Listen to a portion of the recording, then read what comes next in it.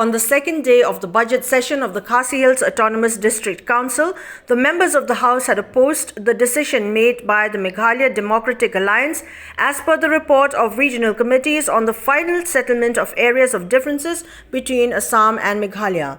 While tabling the motion on the role of the Khasi Hills Autonomous District Council on interstate boundary on the floor of the House, the MDC of Mauhati constituency, Charles Marngar, said that the decision taken by the MDA government towards final settlement of 6 areas of differences has not been done in consultation with the district council and traditional heads, since the state government does not have ownership of land throughout the length and breadth of Meghalaya.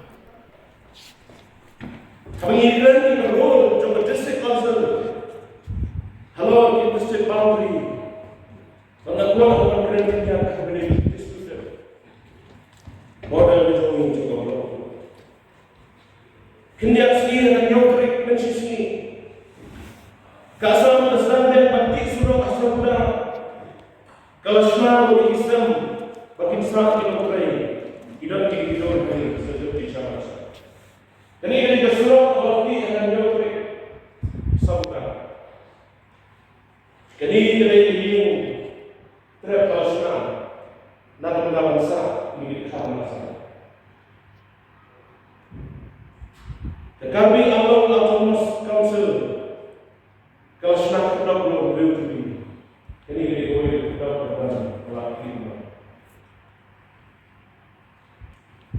really he could not, but no Katana, no the way he could not begin a mouse thing, particularly is not like Kabaha right to hiding station. Go away the day at the council of gentlemen Kabaha right now to hiding station. Go away the day for a snow gentlemen of the farmer Kabaha for right now to go away the day of Compra Kabaha snow complete. Go away the day Kalakwi Mother of the evening, but go away the day of some Ladang kelam dan sikap Chief Minister lebih legislatif dan keren. Jika minta yang ini, kita tahu sih. Lagi menjadi yang ini.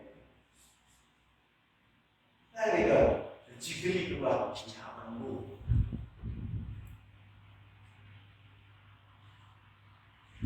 Nyumpat yo ini.